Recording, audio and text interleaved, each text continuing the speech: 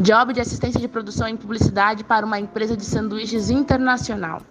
Eles iam lançar um novo lanche e por isso o diretor, na sua visão, queria que os atores estivessem famintos para imprimir a fome e a vontade na câmera. Acontece que o set atrasou e os atores, que eram menores de idade, que tinham chegado às 6h30 da manhã, não tinham comido ainda às 3 da tarde e começaram a passar mal. O diretor começou a gritar com eles, pois estavam fazendo corpo mole na sua visão. Uma das meninas me pediu escondido por comida porque estava com a pressão baixa e eu comecei a contrabandear escondida biscoitos para eles, pois estava com muita dó. O diretor viu as embalagens de biscoito pelo set e ficou muito bravo. Deu piti com a equipe inteira e proibiu que alimentassem os atores e a equipe até o final do set. Continuei contrabandeando comida quando pude e não me arrependo. Esse é um dos relatos divulgados pelo Instagram BR Crew Stories, dedicado a denunciar abusos no audiovisual brasileiro. Essa é uma das histórias bizarras que conhecemos de abusos que acontecem dentro dos sets de gravações. Longas jornadas de gravações que passam de 12 horas, às vezes 15, 20 horas gravando. O trabalhador do audiovisual brasileiro está cada vez mais precarizado. O Vozes Livres de hoje tem como convidado a nossa própria equipe do Vozes Livres. É isso aí. Hoje vamos conversar sobre outras possibilidades de se realizar audiovisual de forma cooperativa. Bora lá. Boa alvorada, período vespertino, noturno ou boa inflação para você que não dorme com o governo Bolsonaro. Estamos aqui em mais uma viagem solidária do Vozes Livres, podcast e videocast realizado pela Fundação Lauro Campos e Marielle Franco e a Rede Livres, sempre aqui reverberando as vozes que já bradam, gritam por outra economia possível. E antes de apresentar o nosso tema de hoje, eu já peço novamente para você, solidário e solidária, para, por favor, repassar esse episódio para o seu amigo, até seu inimigo, para que, quem sabe assim, ele volte a ser seu amigo, para compartilhar no Stories também, para jogar no grupo da família, enfim, para fazer com que os nossos papos por aqui cheguem a novos ouvidos e a gente sobreviva nesse difícil cenário do podcast brasileiro. Então, hoje, já indo para o nosso debate principal, vamos voltar num tema que a gente já abordou antes, que é o audiovisual, mas vamos ter um papo mais profundo hoje, caracterizando experiências, entendendo o que levam os trabalhadores do audiovisual a se unir e a formar coletivos, cooperativas, associações e outros arranjos diferentes daqueles autoritários, mas sim de formas autogestionárias de organizar o audiovisual. E a gente não poderia ter convidados diferentes, né? Vai ser o próprio Vozes Livres, que é em si já, né, uma experiência cooperativa de audiovisual, mais áudio hoje do que visual, mas também tem visual. Enfim, e vamos estar com a nossa equipe aí hoje, Eduardo e Vitória Felipe. Vai ser meio anárquico o negócio aí. Se apresenta quem quiser primeiro, então bora. Começa com a Vitória. Oi, boa noite, quer dizer, bom dia, boa alvorada, boa tarde, boa insônia para você que não dorme com o governo Bolsonaro, né? Como a gente sempre inicia os nossos episódios. Eu sou a Vitória Felipe, eu sou uma cooperada da Rede Livres e construo aqui o Vozes Livres com essa linda equipe aqui. Tenho uma pequena trajetória no audiovisual, como produtora e como assistente de direção, né? A gente vai falar um pouquinho mais dessas funções aí também. Humilde, hein? O currículo é maior, mas tudo bem. Oi, bom dia, boa tarde, boa noite. Para você também que não dorme com o governo Bolsonaro, eu sou Eduardo Ferreira, sou gestor da Orvalho Filmes, também integrante do Movimento Audiovisual da Baixada Santista, do Fórum de Cultura aqui da cidade de Santos. Também faço parte aqui, né, do Vozes Livres. Tenho também um currículo um pouquinho pequeno também, mas uma leve experiência na área de direção, produção e roteiro. Alguns filmes produzidos rodando por aí, e é isso. Nada de Cannes ainda, Eduardo? Ainda. Vamos colocar um ainda. Mas vai chegar lá, eu sei. Vai chegar, quem sabe, um dia eu entro numa sala de cinema lá. Com certeza. Por isso que é um prazer estar aqui com vocês hoje, meus parceiros aí, né, do Vozes Livres. Muito bacana realizar esse projeto com vocês. E hoje a gente vai falar um pouco da nossa experiência, mas também num sentido mais amplo, né? Vou começar pela Vitória. Inclusive, a gente está se inspirando aqui num texto que vai estar saindo na revista Alternativas Solidárias número 5, que fala justamente sobre essa questão da associação, do cooperativismo no audiovisual. E lá a Vitória abre um pouco, caracterizando por que essas iniciativas acontecem. Vitória, antes da gente começar a falar das experiências concretas, fala para a gente um pouco como funciona. A precarização é grande? O que leva aí para as pessoas se associarem e tentarem arranjos aí diferentes daquele clássico, né? Do patrão que manda no set, manda todo mundo fazer as coisas e não tá nem aí para nada. Fala pra gente um pouco dessa realidade, Vitor.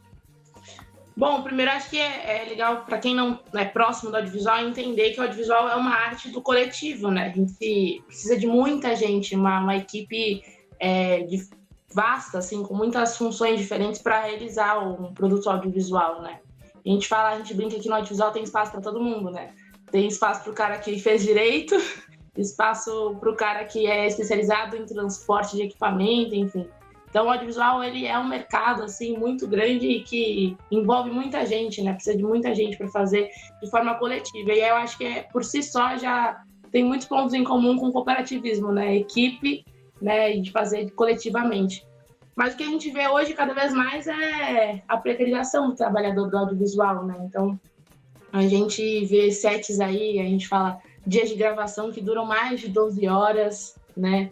É muito, muito, muito difícil encontrar na área um trampo que seja mais estável no sentido de ser CLT, por exemplo, né?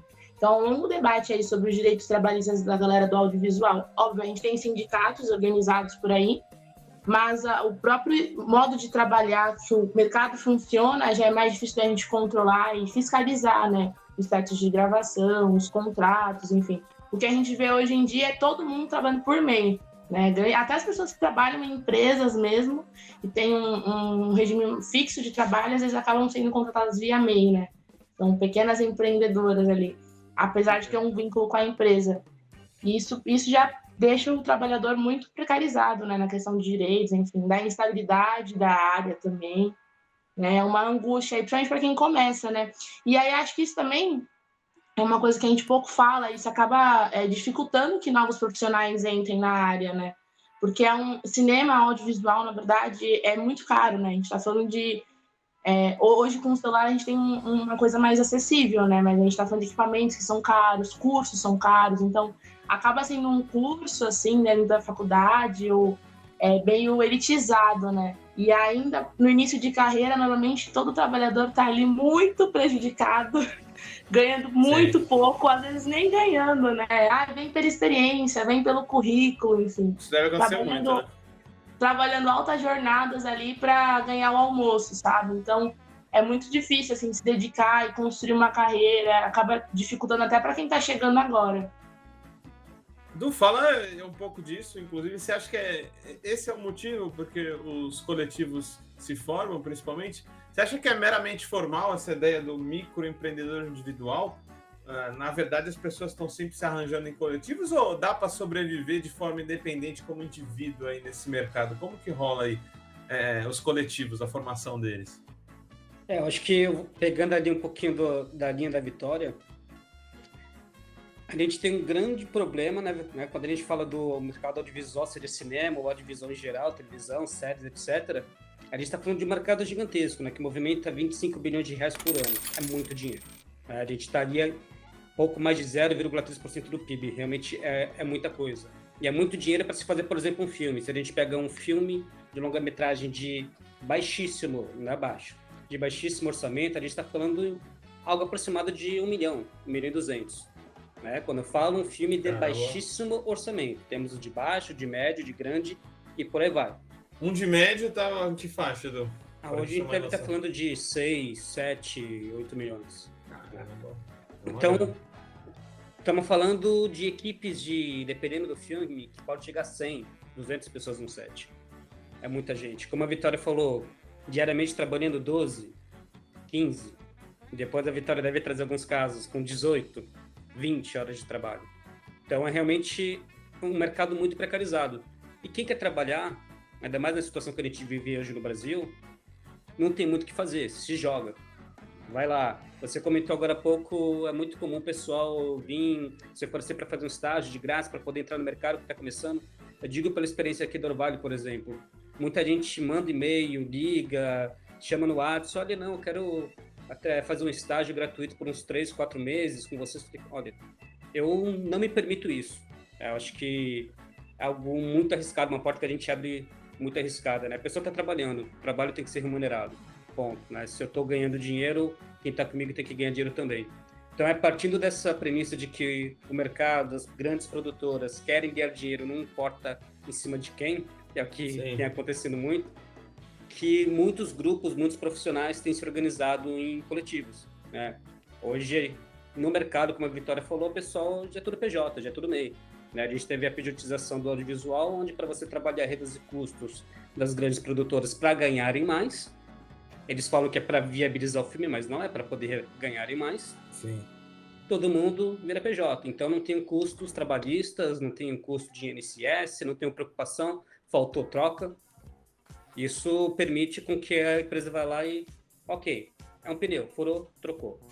Então, esses grupos têm se reunido para conseguir desenvolver trabalhos, né? Para conseguir, de repente, serem cooperativas ou associações ou coletivos que vão desenvolver juntos esses trabalhos e, de repente, seus filmes, ou entrar também dentro do mercado. A própria Orvalho Filmes, ela surgiu disso, de querer entrar no mercado de uma forma mais justa, de uma forma mais coletiva, entre todos que estão ali trabalhando, né? Querendo quebrar ali aquela questão de ter alguém lá em cima ganhando muito dinheiro, explorando quem está embaixo. Muito maneiro. Então, né, o Edu já tem na prática aí, já vive uma dessas experiências. Mas antes de você entrar um pouco nelas, Edu e Vi, essa precarização, ela não é uma exclusividade, a gente acabou até falando um pouco mais de cinema aqui, né? Mas na TV também o negócio é feio pra caramba, né? Vocês já tiveram experiência no meio? Olha, eu nunca trabalhei com televisão, mas acompanho, assim, a galera da área, né, os colegas de trabalho, assim. E também tem várias situações, assim, bem ruins de trabalho, né? É óbvio que a gente fica naquela ideia de que por ter um vínculo, talvez aquela pessoa tenha mais direitos trabalhistas, né? Porque o cara que tá na MEI não tem férias remuneradas, ele não tem nada. Se ele tá no set e quebrou a perna e aquele set não tem seguro de equipe, essa pessoa vai estar lascada, assim, enfim, vai ser chutada com o pé quebrado, mesmo que tenha sido um momento de trabalho, vão colocar outra pessoa para cobrir ela, porque o filme não pode parar, né? E a pessoa que se vire depois, né? Enfim. Então, ainda que a gente tenha essa visão de que tem um vínculo ali com uma empresa, vai ter mais direitos, mas ainda assim é muito, muito comum a gente encontrar situações precarizadas de trabalho também na televisão. Eu acho que a publicidade, né, é o grande auge, assim, porque tem um esquema muito rápido de produção, né? Todo dia está sendo feito algum novo comercial, né? Os comerciais com vários rápidos, enfim. Todo dia tem um novo produto sendo lançado para ser criado uma publicidade em cima dele, né? Então, se a gente está criando produto toda hora, a gente tem que criar publicidade toda hora também. Então, a gente tem um esquema de produção desse conteúdo que é muito rápido, tem que ser muito rápido. Né? E aí também a publicidade tem muita grana envolvida, né? As empresas, porque vai passar na TV, vai atingir um grande público e traz um retorno para a marca muito grande. Então, tem muita grana envolvida na publicidade, normalmente é aí que se extrapola, mesmo com dias de gravação que duram 20, 24 horas, enfim. São os casos mais bizarros que eu vejo, assim, da galera que vê alguma situação traumática, foi em publicidade. É fábrica de pão, né? Coloca um pãozinho ali no forno, tira próximo. Se o padeiro se machucou, troca de padeira. É fábrica de pão. Já se machucou no set já ou não? Machucar não, mas já fiquei muito desorientado. Eu fui fazer, por exemplo, um comercial aqui na cidade de Santos, não vou falar marcas, né, mas de uma cerveja famosa aí, com uma atriz de Hollywood que gravava por Chroma Key lá em Hollywood. Uau! Toda a produção e equipe figurantes, que era de carnaval, então imagina aquela figuração de 100 pessoas. E aí nós tínhamos que chegar no set às 3 da manhã, para começar a gravar às 10 da manhã. Meu Deus! E terminar de gravar às 9 da noite. Teve cafezinho, pelo menos? Teve almoço. Tem muitas latinhas de cerveja vazias.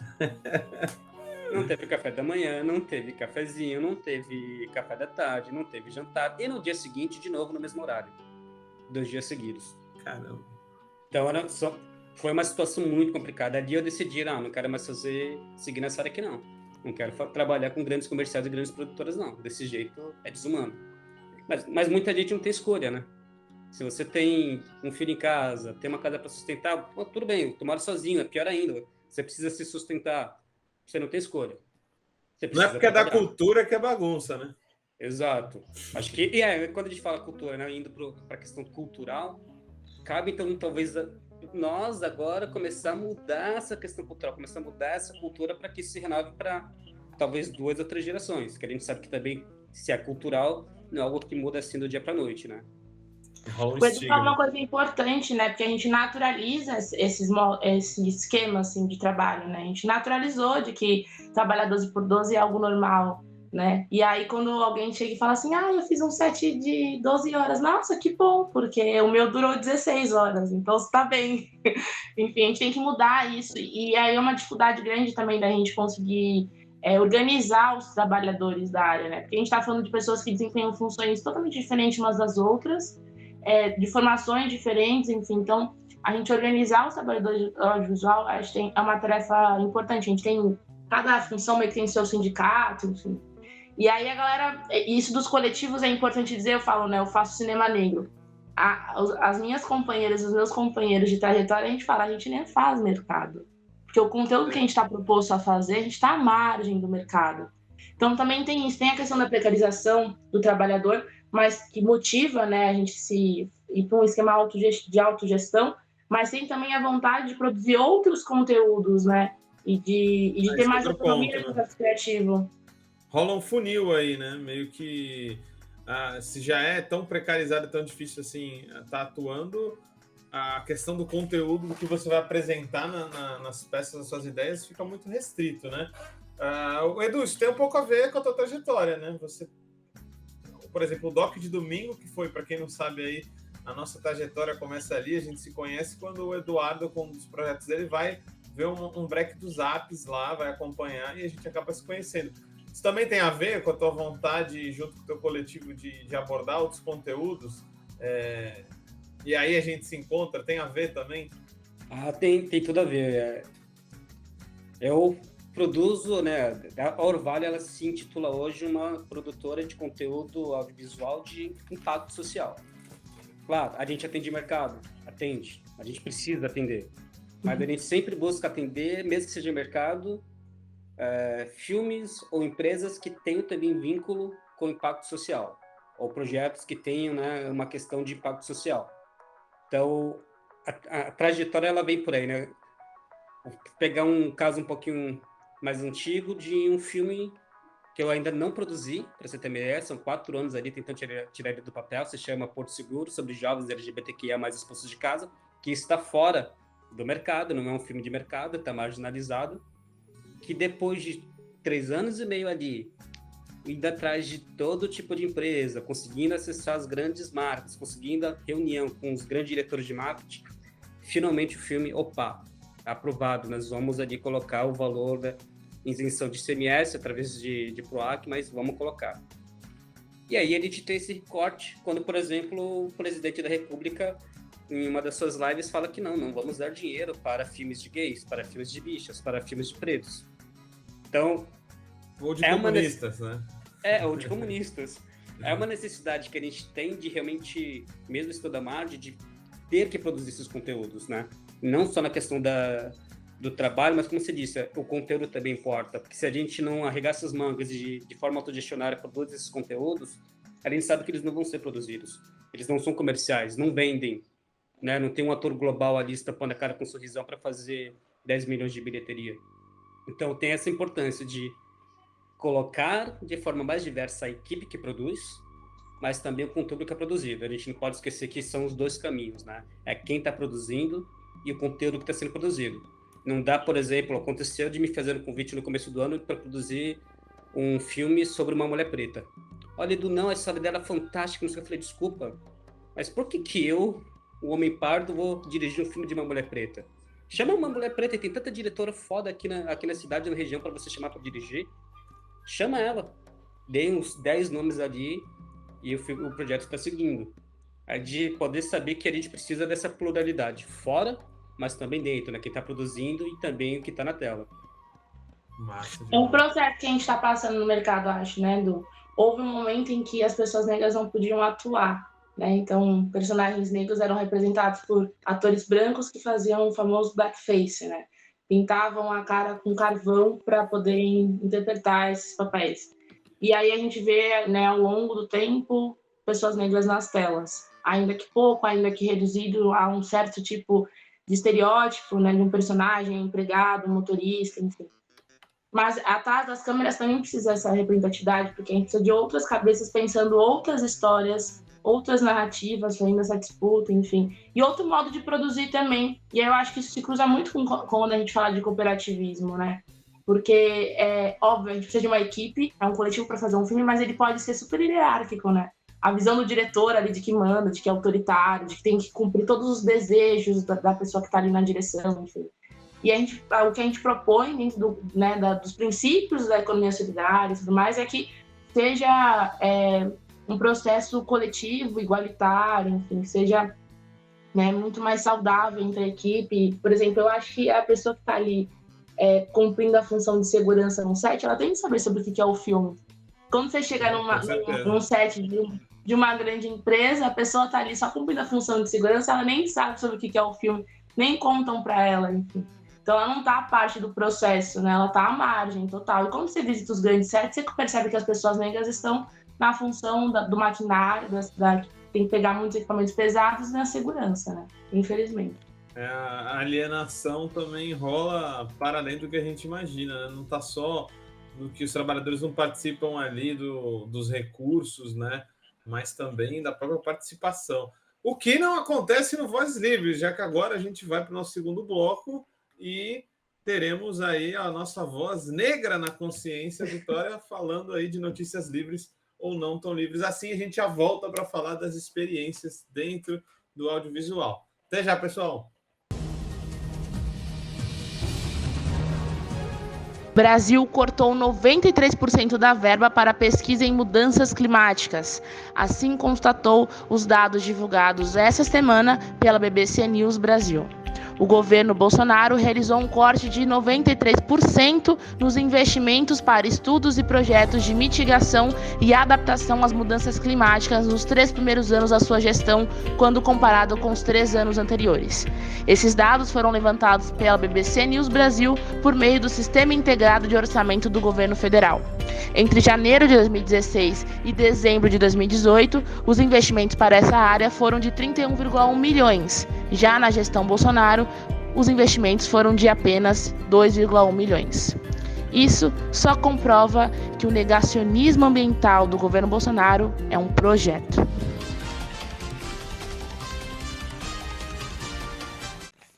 Estamos voltando aqui no nosso segundo bloco, Solidários e Solidárias, para continuar falando sobre o cooperativismo e associativismo no audiovisual.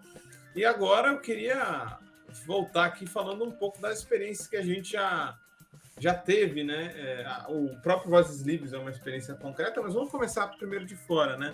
Vitória, podia falar um pouco aí das associações que já rolaram aí nos seus projetos e depois o Edu também, falar um pouco sobre o Orvalho e sobre o que ele achou no caminho, para a gente falar um pouco das experiências concretas, como elas se organizam, como se levantam as remunerações, como são feitos os processos de decisão. Acho bacana a gente falar um pouco sobre isso.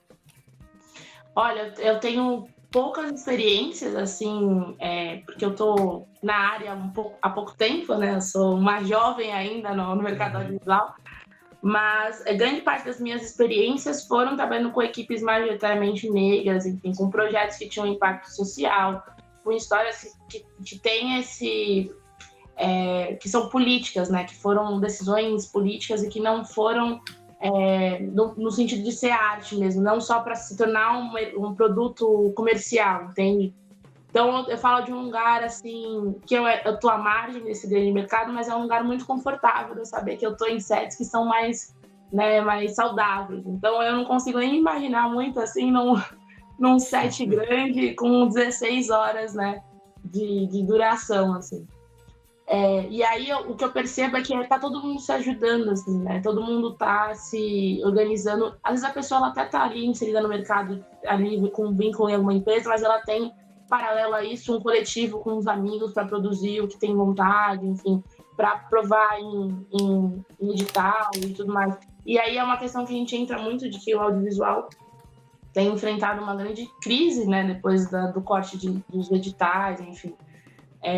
A gente não ter mais o Ministério da Cultura, enfim, o próprio, a gente vê, né, o Edu estava falando da dificuldade que ele teve de tirar o filme do papel, e olha Marighella, né, o filme Wagner Moura, né, um grande nome tendo dificuldade de 2 anos aí para lançar o filme por conta de um boicote, de uma censura que vem do governo federal. Então, esses coletivos estão aí há algum tempo já, acho que propondo outro conteúdo, e são com eles que eu trabalho normalmente, né, então eu tenho boas experiências. Mas, vou pedir licença aqui, Gui, para falar de um Instagram que a gente conhece, né? Eu e Edu, a gente achou, que é um Instagram que tem como meta falar e denunciar essas histórias assim, absurdas de set de gravação. O Instagram se chama Abusos no Audiovisual. E aí tem um relato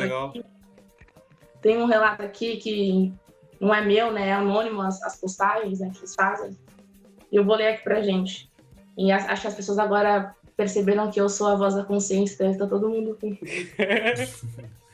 Tu podia chamar a voz da consciência, né? Aí ninguém entende nada. Então, bora lá, voz da consciência. Uma vez estava em um set de publicidade, maior marca de refrigerante, produtora grande, algo em torno de 5 diárias. Todos os dias começávamos cedo e acabávamos tarde da noite para no dia seguinte começarmos cedo novamente. Todas as diárias eram em torno de 18 a 20 horas. Antes da última diária, acredito que dormi 3 horas para estar às 7 da manhã no set. Terminei esse trabalho com febre. Demorei a recuperar o sono e ainda na hora de mandar o fechamento, o produtor queria negociar um desconto de 10% das horas extras. Essa história é de um trabalho, mas histórias similares a essa acontecem quase sempre. Não é normal trabalhar 18 horas por dia sem descanso necessário para o dia seguinte. O triste é que agora, no pós-pandemia, essas práticas abusivas estão voltando ainda piores. Caramba, Edu. É complicado. É bem complicado. Eu vou pegar o início da Vitória também para depois chegar nesse ponto. Eu comecei minha carreira dentro de coletivos. Eu comecei trabalhando com coletivos de cinema, aprendo ali de forma autogestionária realmente, com os grupos, cada um fazendo um pouquinho de tudo, todo mundo se ajudando, se ensinando. Depois eu fui pro mercado. Aí fiquei 4 anos no mercado para dizer, cara, eu não quero isso. Eu quero voltar pro coletivo. Foi TV, Edu? Eu fiz TV, fiz publicidade. Certo. Fiz TV ao vivo, fiz TV gravada, fiz publicidade. Naquele momento para eu dizer, cara, eu não quero isso. Isso não é vida, não é normal. Você chegar numa das maiores produtoras, que não vou dizer o nome que começa com A e termina com 2, e eles chegarem lá para você e falar, não, você vai ser um PJ, vai trabalhar de 12 a 18 horas por dia, vai receber daqui a 40 dias. Meu Deus. Isso quando não é 60. Então também tem essa questão, você trabalha, isso vai receber, tem os descontos, isso vai receber depois, 40, 60, às vezes 70 dias. Então é um grande problema que a gente tem. Então, preferi voltar, não, vamos formar um coletivo. Então é um cara rodado falando, né? Um cara rodado no mercado. pouquinho, a roda não é tão grande. Uhum. Um pouquinho.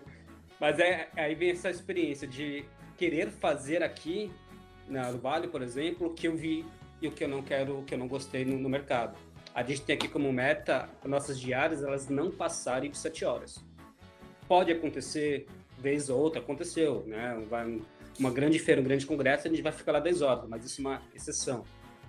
Mas a gente tenta não passar de 7 horas porque é cansativo, a gente tá trabalhando com arte, com criação. A cabeça precisa descansar, o corpo precisa descansar, senão não rende, né? Então, são diárias menores, são formas de pagamento mais justas para todos, né? A gente vê lá, às vezes, um diretor ganhando seus milhões e um maquinista ganhando seus reais.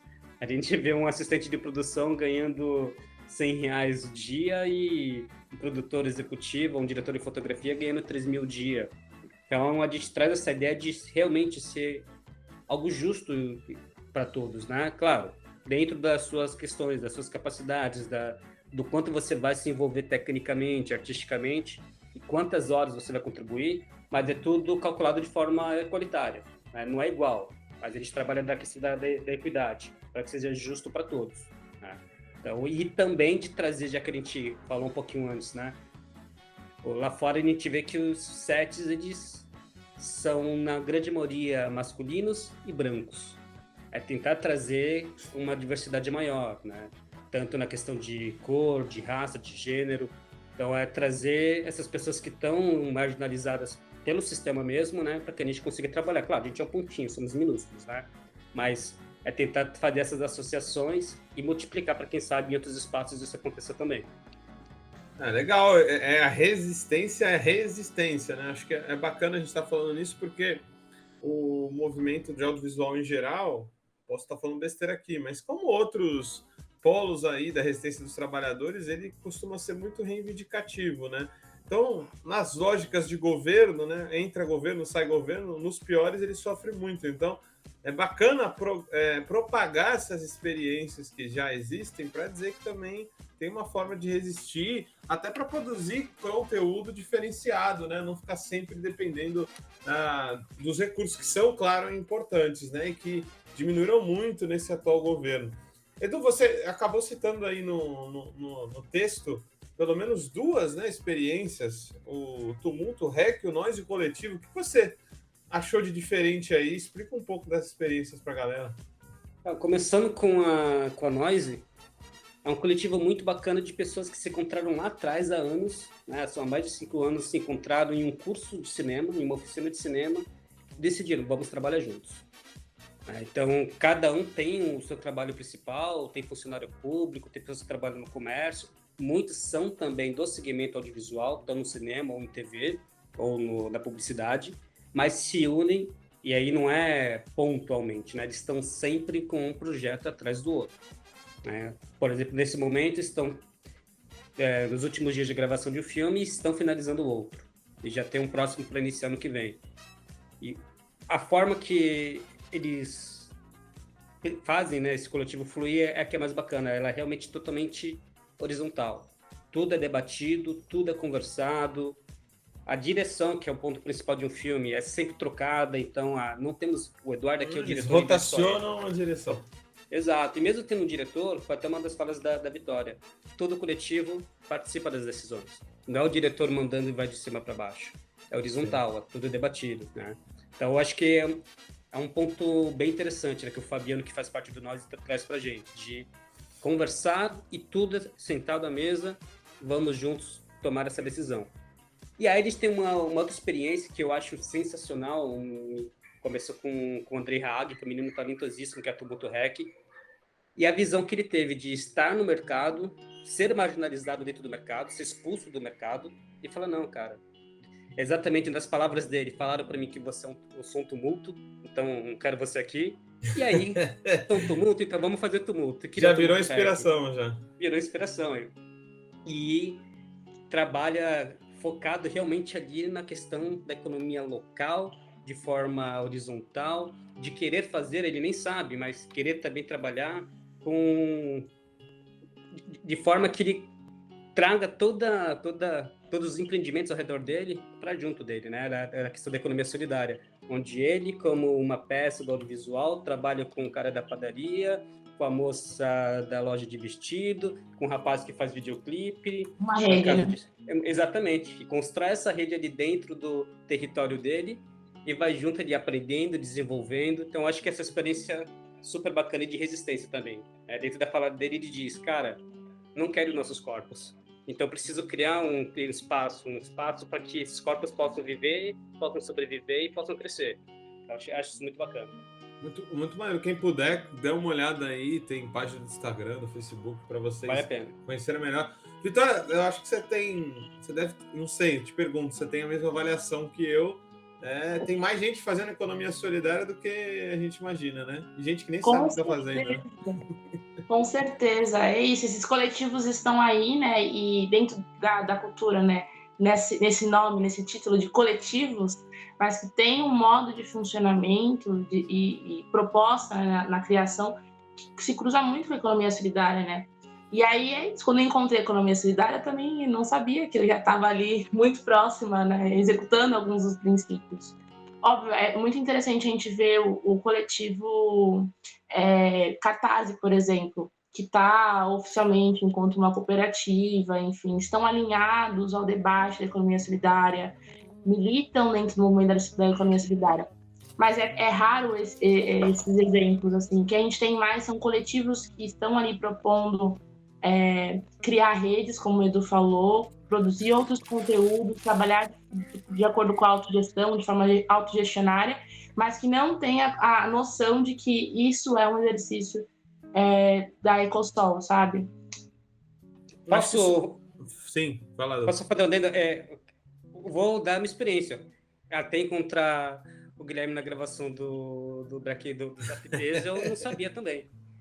Foi um momento que a gente conversando, ele, não, você faz isso? Não faço. E eu lembro que teve uma conversa com a Vitória, não, vocês fazem economia solidária? Eu falei, não somos. Ela parou, me explicou, caramba. Talvez. E aí depois veio do Mauro do Newton, caramba, é isso mesmo, eu não sabia. Então, a gente faz, claro, né, não de forma ampla, né, mas é que tem você se entender para poder pesquisar, aprender e praticar de forma melhor. Mas eu passei por essa experiência também, de não saber que eu poderia estar dentro da Ecosol. Hoje eu já digo, não, nós somos. Isso é muito legal, né? Porque a gente falava lá atrás, aí ele ficava em dúvida, depois desse contato, da própria experiência do Vozes Livres, né? Com tantas discussões que a gente já teve. Hoje o Eduardo já se reivindica e os projetos nesse sentido vão se multiplicando, né, Edu? Mas fala pra gente aí, qual que é a dificuldade disso, inclusive de achar a remuneração certa, justa, como é que é aí a distribuição das horas? Por exemplo, nós no Livros criamos a Eco Horas, por exemplo, que cada um tem sua tarefa e ao agregar a tarefa, a pessoa vai ali criando a sua remuneração. Funciona mais ou menos assim por aí também? Mais ou menos, mas é o caminho, né? A gente trabalha com um piso de sindicato, né? Então existe um sindicato da área de cinema, de audiovisual, que possui uma tabela de piso. A gente trabalha a partir desse piso, a gente não pratica esse piso.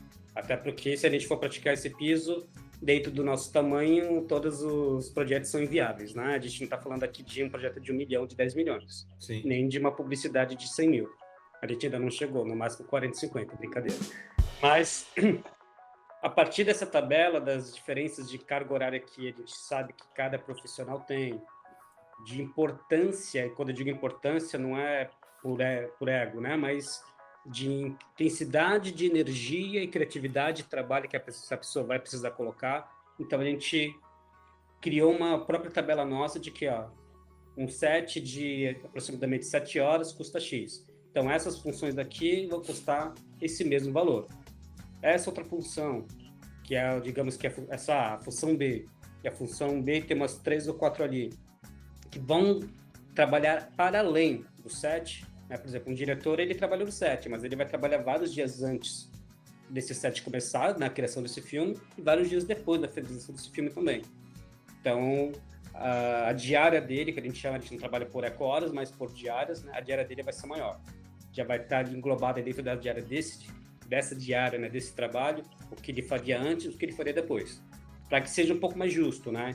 Então, se eu vou dirigir esse filme aqui, o rapaz que vai fazer a direção de fotografia sabe que nessa função B eu recebo mais do que ele nessa função A, mas eu também trabalho mais do que ele nessa função A. Então, é tentar deixar o mais justo para todos, né? Se todo mundo só cumprir essa função B, todo mundo vai receber igual. Se todo mundo só cumprir aquela função A, todo mundo vai receber igual. A gente tenta deixar bem próximo para que ninguém olhe de caramba, ele tá ganhando dinheiro em cima de mim. Não é legal. É isso aí, tem que ter rolar discussão até na remuneração e para as pessoas entenderem também que algumas tarefas com mais responsabilidade de fato têm que ser melhor remuneradas que as outras, até porque é assim. Porque nem sempre todo mundo que está na autogestão, na economia solidária, quer a responsa máxima, né? Também tem essa discussão. não é porque a gente está horizontal que todos vão querer ter o mesmo, digamos assim, participação, mesma intensidade, né? Então isso é justo, acho muito bacana, sempre me interessa muito saber como que cada coletivo chega nessas respostas. Você podia explicar um pouco aí do Vozes Livres, né? Como é que a gente chegou nisso aqui, né? Para a galera ficar sabendo um pouco melhor dos bastidores. Verdade, a gente está aqui, é uma metalinguagem, né? Nós estamos aqui de forma autogestionária falando de autogestão, né? Quase redundante esse programa hoje. Bom, acho que o mais interessante que a gente faz aqui no Voz Livres é a gente se reúne muito. A gente tem muitas reuniões prévias e pós-gravação. Então, nossos encontros e trocas não são só durante a gravação. Isso faz com que a gente possa ter processos criativos coletivos, né? Então, óbvio, cada um tem a sua função ali, né? O Gaspar que edita, o Edu que edita, o Guilherme que está apresentando, eu que ajudo no roteiro, mas na hora de criar as ideias, de propor temas, de dar a linha do que vai ser o programa, a gente constrói isso coletivamente. E eu acho que a gente só tem a ganhar com isso, né? Mais cabeças pensando, mais ideias fluindo, enfim. E fazer um projeto, um programa que a gente se identifique, né? E a gente tem trajetórias totalmente diferentes aqui, né?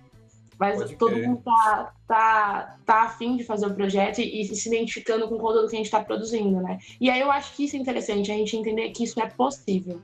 Porque nas formações que a gente tem de audiovisual, a gente aprende que a hierarquia, ela manda, a gente, né? Até o Edu estava falando disso de pessoas lá no início, sobre pessoas iniciando, pedindo estágio para ele. Eu me lembro quando eu dirigi o Ana, que é um curta-metragem. Faz seu jabá aí, Vitória.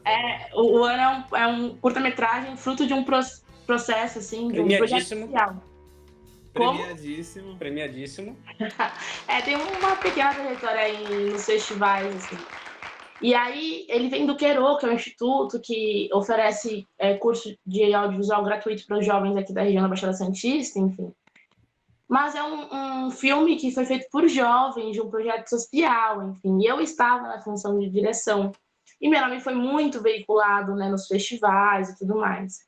E aí eu passei a receber, gente, e-mails de atores e atrizes se oferecendo para trabalhar comigo. Eu tinha, 17 anos, estava na minha primeira experiência ali da audiovisual, enfim, dentro de um projeto onde eu tinha tutores e tudo mais, mas só porque o título estava direção Vitória Felipe, as pessoas começaram a me procurar pedindo emprego, entendeu?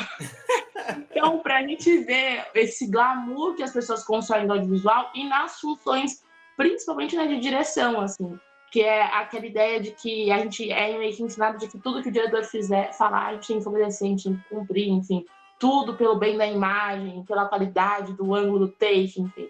E aí, quando a gente fala que a gente no Vozes Livres, a gente constrói coletivamente, que dá certo, que é possível, a gente tem que convencer a galera, né, da área a falar é possível a gente criar coletivamente, na verdade é bem melhor, bem mais proveitoso, bem mais gostoso. Com certeza. E dois, é possível a gente ter sustentabilidade financeira, assim, né?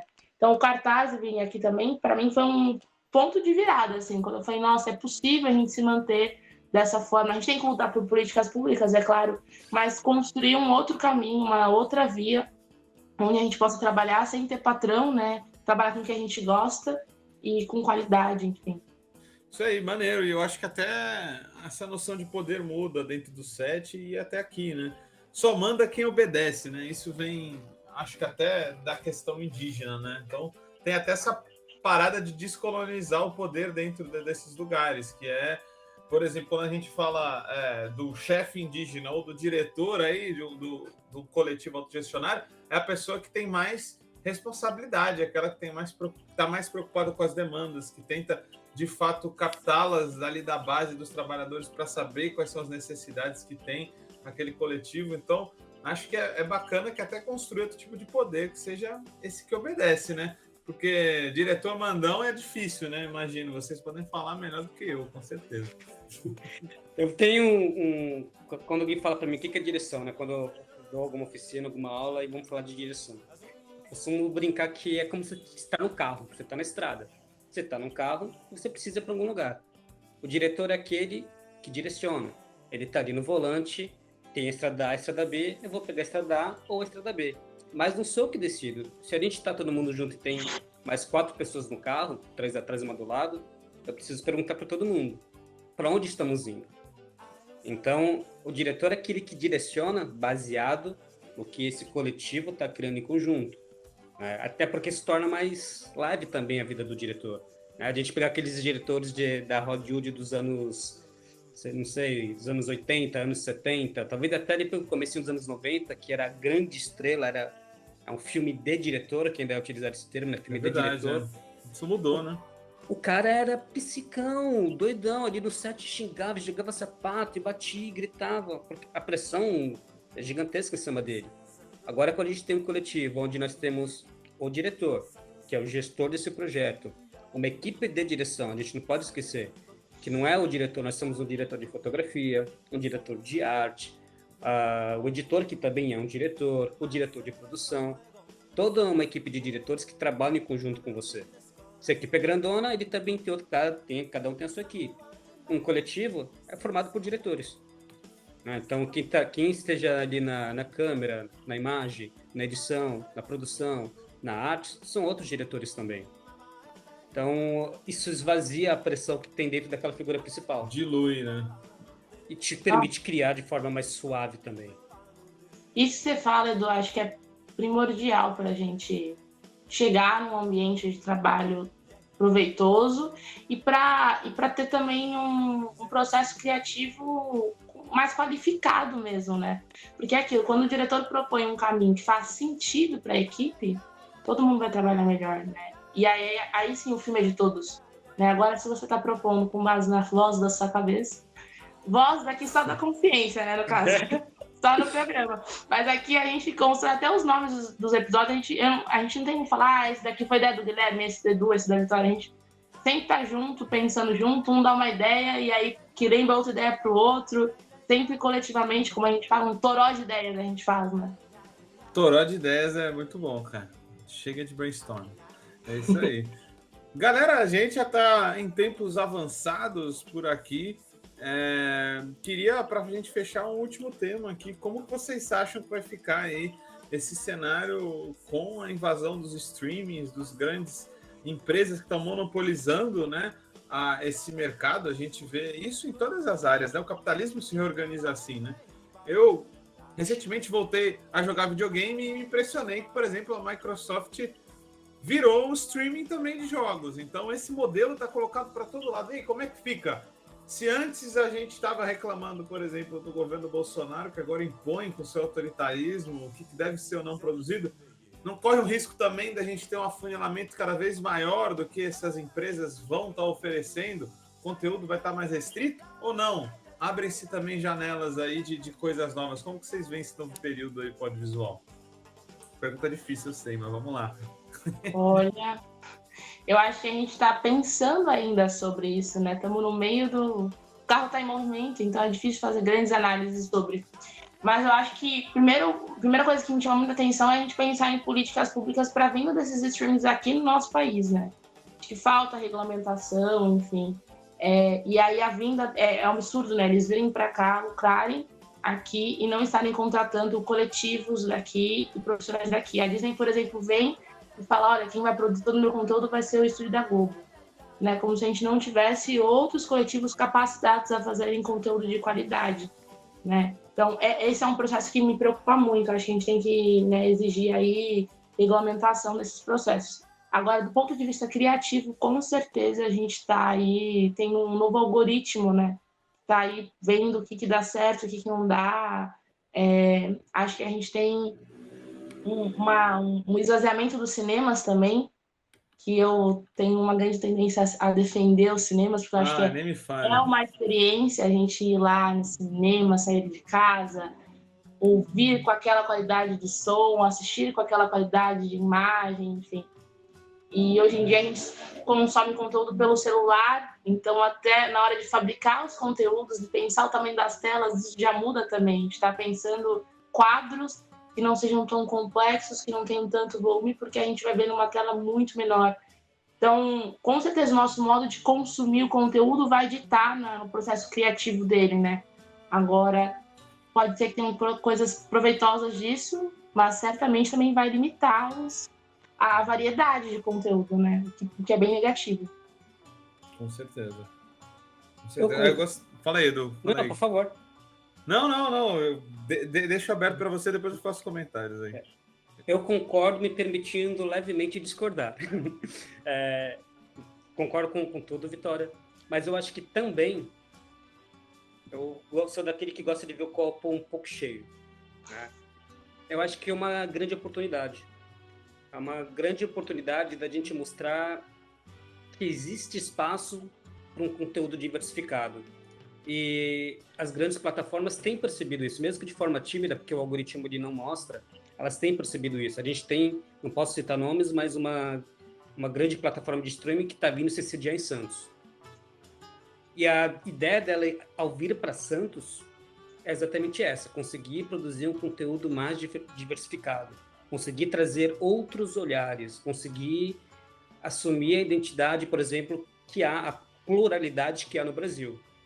Então, eu tive em conversa recentemente, tudo online, claro, mas com players que são também desse streaming, e ela dizia, não, a gente precisa de proposta. Eu tô aqui esperando, indo atrás, e não vem proposta diversificada. As pessoas veem o que o algoritmo está mandando e trazem sempre o mesmo. Então, acho que cabe a nós, realizadores, produtores, produzir conteúdos diferentes e apresentar. É um grande problema que a gente tem. E aí eu, como MABS, no movimento audiovisual aqui da Baixada Santista, eu sempre levei isso muito para os meus pares. A gente precisa apresentar. A gente não pode ficar aqui parado esperando que o grande player chegue lá, olha, achei você. Não, se a gente não apresenta essa demanda, eles nunca vão saber que existe essa demanda e nunca vão contratar e nunca vão circular essa demanda. Então, eu acho que existe uma janela, existe uma possibilidade, ela pode ser muito negativa, mas se a gente conseguir aproveitar esse momento e mostrar, não, tem demanda, não, tem espaço, tem conteúdo, tem quem produza, somos nós que produzimos, tá aqui, eu acho que a gente pode, de repente, e eu sou muito otimista, tá? Mas podemos, de repente, ter um caminho bacana pela frente. Cabe a nós reivindicar esse local, esse espaço, que nada vai ser dado de graça, né? Nunca foi dado, não é agora que vão dar.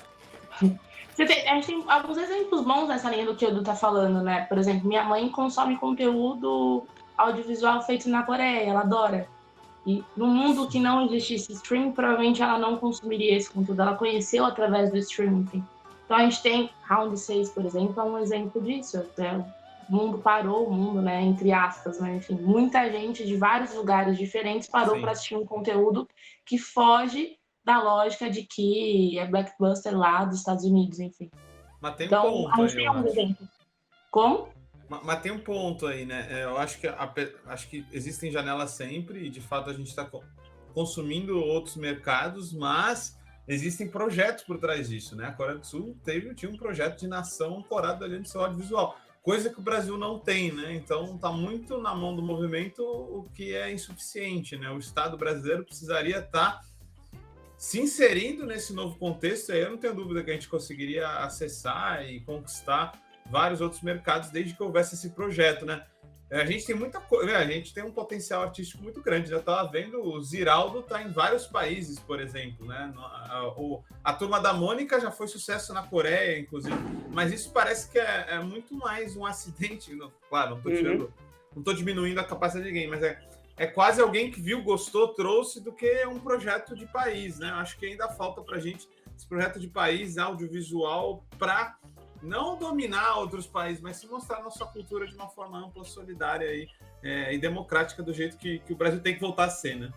Dá condições, né? Que quando tu fala foi um acidente, não se tinha condições de construir um projeto tão bacana e eles conseguiram. Agora, se a gente criar um projeto, né, de acesso à cultura, de fomento à cultura, aí a gente vai ter condições de fazer, de realizar tudo aquilo que a gente tem de potencial. E quando eu digo de que da Coreia do Sul, eu falo isso porque cinema é algo caro de se acessar, né? E aí, hoje em dia, o cara tem a possibilidade de pagar um valor único por mês e ter acesso a vários conteúdos. Então, assim, é um debate muito complexo que a gente tem que entender e analisar muito, assim. Eu fico até meio receosa de falar sobre isso, porque tem pontos positivos da gente, de certa forma, tornar mais acessível, né, financeiramente, a você ter acesso a esses conteúdos, mas também tem aí alguns perigos que a gente pode cair nessa questão do algoritmo e tudo mais, e de sumirem os cinemas, né? Eu, particularmente, vou sofrer se eles sumirem. A gente teve aqui em Santos né, um cinema de rua tradicional da cidade, né, correndo o perigo ali de fechar as portas, enfim. Então, toda a galera se reuniu nessa hora também, a gente percebe como a gente tem que se reunir, né, se organizar para salvar aquele espaço ali. É isso aí, por isso que é um prazer a gente estar falando aqui da Baixada, que é um núcleo de resistência cultural. Ainda há salas de cinema de rua aqui, a imensa maioria do Brasil já não tem mais, isso é muito bacana da gente notar. Ainda existe essa demanda e vamos mantê-la viva, né? Com certeza. E eu acho que é assim que a gente pode ir para o nosso besterol nutritivo, né, pessoal? Se vocês estiverem de acordo. Bora! Então vamos nessa aqui, que é um momento onde a gente descontrai um pouco e acaba conhecendo um pouco mais os nossos convidados. Quero começar aí com a pergunta clássica. Qual o seu rango, agroecológico ou não? Vitória e Edu. Vai lá, Edu. Macarrão. Qual que é o molho? Peraí. Tá macarrão com molho vermelho. Bom, sou simples. Macarrão e molho vermelho. Manjericão? Simples. Só macarrão e molho vermelho bem simples. É só básico, bem básico. Tá bom. Uma boa pedida. O meu tem que ser diferente de arroz, né? Mas tudo bem. Eu tenho alguns pratos prediletos. Agora, inspirada aí nas coisas que eu descobri ao ser cooperada do Livres, eu estou apaixonada por abobrinha italiana. Olha. Depois que eu comecei a consumir a abobrinha italiana orgânica, eu estou apaixonada, descobrindo outras formas de consumir ela. E eu estou descobrindo os prazeres do chá, assim, capim-cidreira, chá mate, enfim. Vitória curtiu, né? Pra dormir, né? É, exato. É ótimo para dar uma tranquilizada quem tá aí ansioso, corrido no dia a dia. E agora, né? Qual é o filme favorito de Edu e Vitória? Essa pergunta é difícil, hein? Pra mim é fácil. Ah, é? A Cor Púrpura, de Steven Spielberg, de 1985. Grande Steven Spielberg. Caraca! É com o Goldberg, né? Isso, sensacional também no filme. Clássico. Gente, na lata. Ele foi na lata. Mas é meu filme favorito de verdade. Eu sou de fases, depende do que eu tô assistindo. Eu adoro o Spielberg. Ele é muito bom. Eu diria... Vou falar assim, aqui, pelo papo que a gente teve, eu vou falar Moonlight, acho. É um baita exemplo de produção, enfim. É um filme de baixo orçamento que eu gosto, né, gente? Olha, um filme que quando eu fui, eu não esperava nada, foi porque não tinha nenhuma outra opção. E eu falei, caraca, acho que estou diante do maior filme da minha vida, é o Parasita. Muito bom. Eu acho que ele captou um pouco do Tarantino e ele fez anedotas da realidade e ao mesmo tempo era caricato, mas ao mesmo tempo tão real que não tem como eu criticar. Eu achei um filme fantástico, já indo na linha do coreano aí, né, Vitor? Eu acho legal como ele usa vários... Ele tem comédia, tem terror, ele usa vários gêneros, né? Ele vai mesclando, assim, de forma tão sutil, eu acho genial. E a fotografia, o que ele entrega com a fotografia, as mensagens que ele passa, porque ele decidiu enquadrar por tal motivo aquele personagem no campo inferior direito, da metade para cima, e você não percebe, mas ele tá te passando uma mensagem ali, você sente essa mensagem, mas você não sabe disso. Eu acho isso genial. E é meio vulcânico o filme, né? Porque ele vai entrelaçando a história e tu fala, isso vai estourar em algum momento e aí desemboca naquele churrasco lá, naquela festa, né, cara? Todo mundo se matando, é fantástico. Olha o spoiler aí, Guilherme. Desculpa. Eu diria, trazendo um outro título de outro filme ruim. O que esperar quando não se está esperando? Eu acho que esse é o filme. Resume bem o filme. Exato. Verdade. Definiu bem, Edu. Pois é, galera, é assim que a gente fecha aí mais um Vozes Livres, mas eu queria antes que vocês deixassem a mensagem final, os desafios pro próximo período, que vocês venham aí pro mercado do audiovisual e mandar aí a breve saudação para nossa galera que sempre nos assiste, que agora teve o prazer de escutar quem está por trás aí do nosso podcast Vozes Livres. Galera, começando pela Vi. Bom, primeiro eu agradeço a todo mundo que assiste a gente e que escuta a gente, né? Mandem sugestões de temas, conversem aí com a gente no Instagram, via Facebook, a gente está aí. Rede Livres está em vários lugares e o Vozes Livres é só um dos nossos projetos, né? Eu acho que a gente tem um longo caminho a percorrer aí, precisamos nos organizar, é o caminho, é a saída, a gente tem que se organizar. A gente se organiza dentro dos livros para tirar o produtor, né, dessa invisibilidade, a gente tem que se organizar para nós, trabalhadores do audiovisual, sair da invisibilidade, construir políticas públicas, enfim. E virar o cabeção, que a gente está precisando de ideias novas, construir outras histórias, outras narrativas, algo novo, estão precisando. Então, virem o cabeção e escutem Vozes Livres. É isso aí, tem novidades chegando por aí, né? Mas não vamos dar spoiler. É verdade. Bom, e como o Guilherme disse, tem novidade chegando, então só vou reforçar, aproveitem, curtam Livres, a Vozes Livres, o Livroscópio e Baixada Santista também. Aproveito para convidar também para curtir o projeto Doc de domingo. Orvalho Filmes. Orvalho Filmes, que está com um projeto super bacana aí, finalizando a 3ª temporada. E é um prazer poder estar aqui, né, com tanta gente linda, fazendo algo tão necessário nesse momento. Pois é, galera. Muita gente boa aqui no nosso lado da trincheira. É assim que a gente termina mais um Vozes Livres. Eu queria deixar meu agradecimento para todos que escutaram e para essa equipe aqui maravilhosa que torna tudo isso possível. A gente vai aí montando tijolinho por tijolinho o nosso castelo solidário até outra economia possível. Então, não sejam vacilões e compartilhem mais esse episódio aí com a rede de amigos de vocês para que a gente faça a nossa transformação solidária aí. Até a próxima, no próximo Bate-Canal, sempre às sextas aqui, né? No nosso canalzinho. Curtam, compartilhem e até a próxima.